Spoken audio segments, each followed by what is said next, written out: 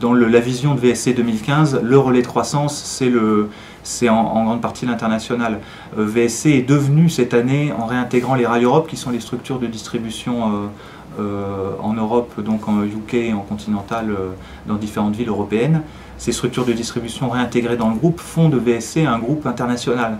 Donc dans les 600 personnes du groupe VSC, il y en a plus d'un tiers à l'étranger. Tourner vers la destination France, c'est aussi proposer aux Européens de venir en France et de prendre le train, non seulement pour venir en France, mais aussi pour se déplacer en France.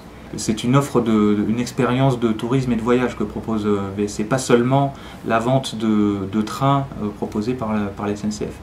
La distribution d'offres touristiques et d'avions, on le fait en partenariat avec Expedia. Les grands projets SI que gère VSC et donc VSCT en matière de multi-inventaire, c'est-à-dire de connexion à d'autres inventaires que celui de la SNCF, c'est-à-dire d'autres offres que celles de la SNCF, c'est effectivement un projet majeur de l'internationalisation de VSC, mais c'est donc se connecter à d'autres transporteurs avec un SI qui soit capable de construire des itinéraires multimodaux, c'est-à-dire pas forcément avec que du train.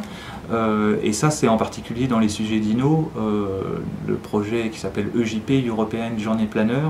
Dans VSC, il y a une direction de l'innovation portée par Frédéric Ville, où évidemment on travaille en étroite collaboration, parce que qui dit innovation dit souvent techno aussi. Donc il y a ces sujets autour de l'EJP. Il y a un sujet Big Data qui est très techno et qu'on a engagé non seulement pour traiter avec des utilisations, disons, très techniques côté VSCT pour l'exploiter les logs, etc. Mais aussi comment améliorer sur le site l'expérience client et la personnalisation du site en utilisant ce type de technologie. Il y a la télé connectée aussi, qui est une vraie réussite de 2012, puisque on a une chaîne de télé connectée en partenariat avec Samsung, qui est actuellement en production et qui fonctionne. Mais là, on est vraiment aussi dans l'exploration de l'usage, plus que dans le volume ou le business. Donc on est rentré dans le big data par la techno et le traitement des logs. C'était toujours dans une ambition de qualité de service, d'avoir une meilleure connaissance de ce qui se passe sur nos infrastructures et une meilleure traçabilité pour être toujours en mesure de délivrer la qualité de service qu'on connaît. Le but, c'est évidemment d'être capable de maîtriser ces technologies pour les mettre au service du client.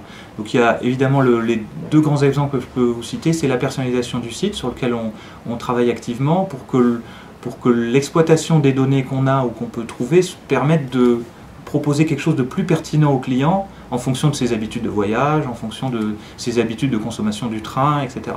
Et puis il y a un autre aspect qui est l'asset logiciel sous-jacent au calendrier des prix. Le calendrier des prix, si vous allez sur le site, ce qui est disponible pour la plupart des grandes destinations, c'est de permettre aux clients qui viennent sur le site de voir les prix sur une assez longue période de temps, et donc éventuellement d'adapter son voyage pour trouver des petits prix, qui est l'une des promesses de voyagesncf.com, qui est de trouver les meilleurs prix pour voyager moins cher.